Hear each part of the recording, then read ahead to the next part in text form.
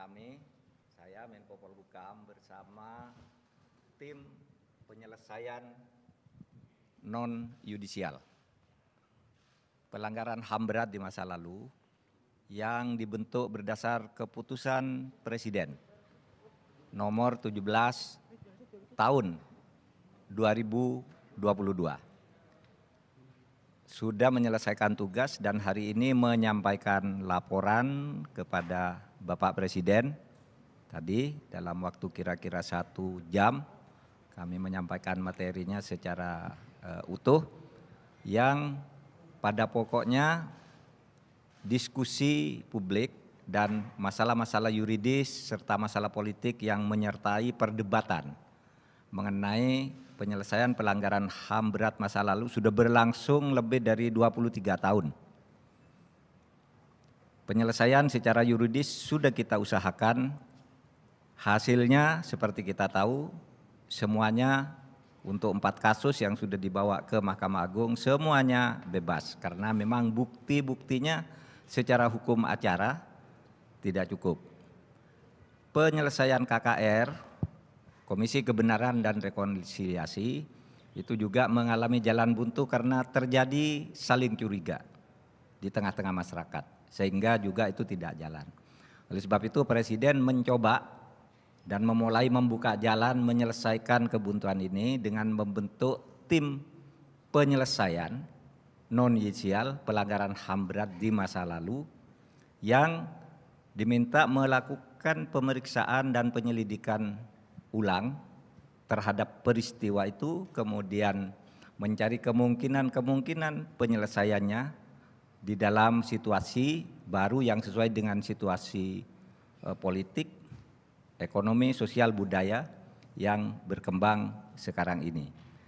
Tim ini tidak meniadakan proses yudisial karena di dalam undang-undang disebutkan pelanggaran HAM berat masa lalu yang terjadi sebelum tahun 2000 itu diselesaikan melalui pengadilan HAM ad hoc atas persetujuan DPR.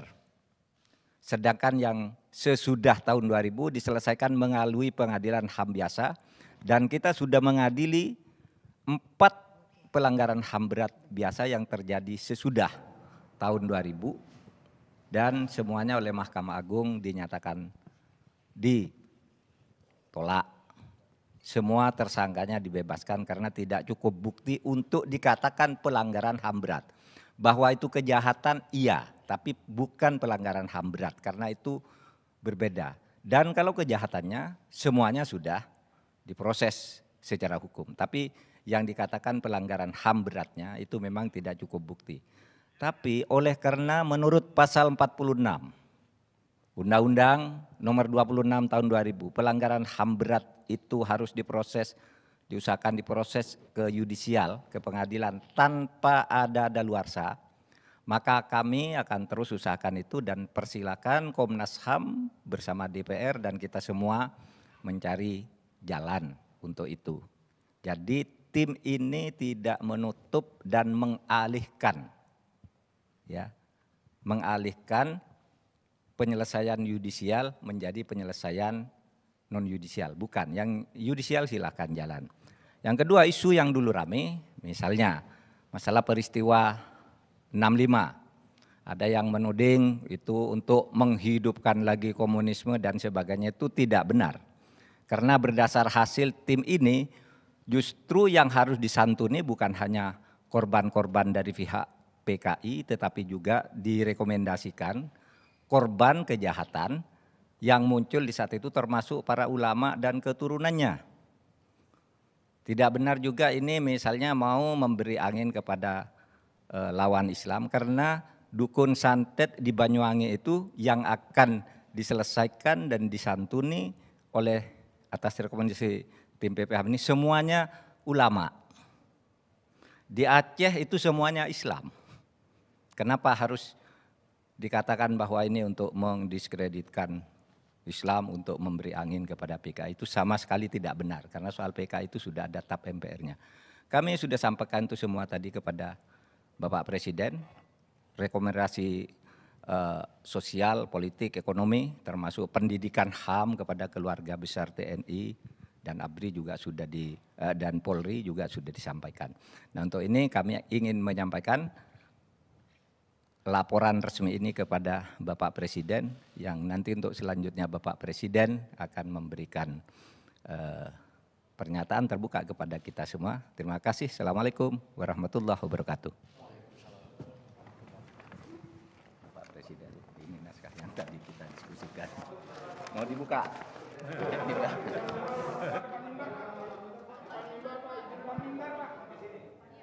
Aduh, kapan lagi perintah?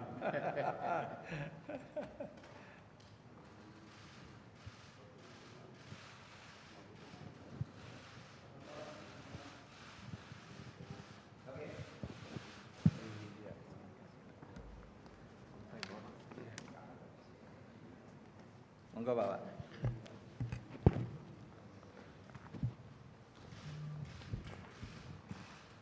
Assalamualaikum warahmatullahi wabarakatuh.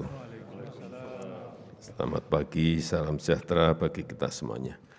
Bapak, Ibu, dan saudara-saudara sebangsa dan setanah air, saya telah membaca dengan seksama laporan dari tim penyelesaian non-yudisial pelanggaran hak asasi manusia yang berat yang dibentuk berdasarkan keputusan Presiden nomor 17 tahun 2022.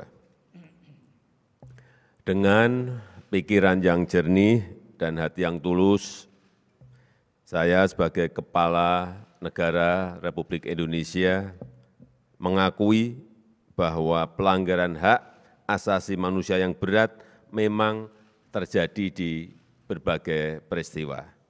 Dan saya sangat menyesalkan terjadinya peristiwa pelanggaran hak asasi manusia yang berat pada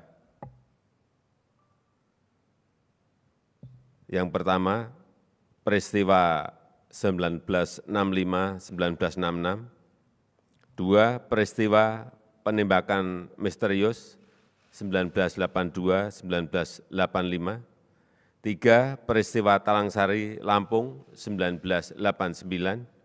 Empat, peristiwa Rumah Gudong dan Pos Satis di Aceh, 1989. Yang kelima, peristiwa penghilangan orang secara paksa tahun 1997-1998. Enam, peristiwa kerusuhan Mei 1998. Tujuh, peristiwa Trisakti dan Semanggi 1 dan 2, 1998 dan 1999. 8, peristiwa pembunuhan Dukun Santet 1998-1999. 9, peristiwa Simpang KKA di Aceh tahun 1999. 10, peristiwa Wasior di Papua 2001-2002, 11 peristiwa Wamena, Papua di 2003, dan 12 peristiwa Jambo Kapok di Aceh tahun 2023.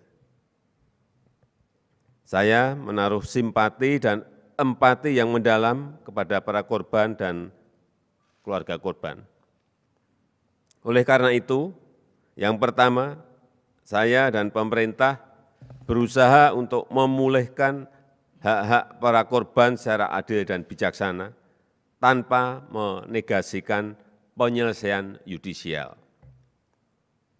Yang kedua, saya dan pemerintah berupaya sungguh-sungguh agar pelanggaran hak asasi manusia yang berat tidak akan terjadi lagi di Indonesia pada masa yang akan datang.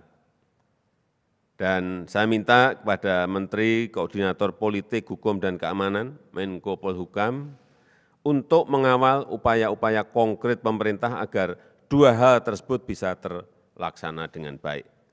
Semoga upaya ini menjadi langkah yang berarti bagi pemulihan luka sesama anak bangsa, guna memperkuat kerukunan nasional kita dalam Negara Kesatuan Republik Indonesia. Saya rasa itu yang ingin saya sampaikan. Assalamualaikum warahmatullahi wabarakatuh. Nah, kalau ada yang menanyakan, biar nanti beliau yang jawab. Baik, baik. Cukup ya? Berarti cukup. Oke. Cukup clear. Terima kasih, Bro. Silakan. Sama-sama. Alhamdulillah. Baik. Lazat. Assalamualaikum. Baik. Salman. Ya, terima kasih. Terima kasih. Terima kasih. Terima kasih.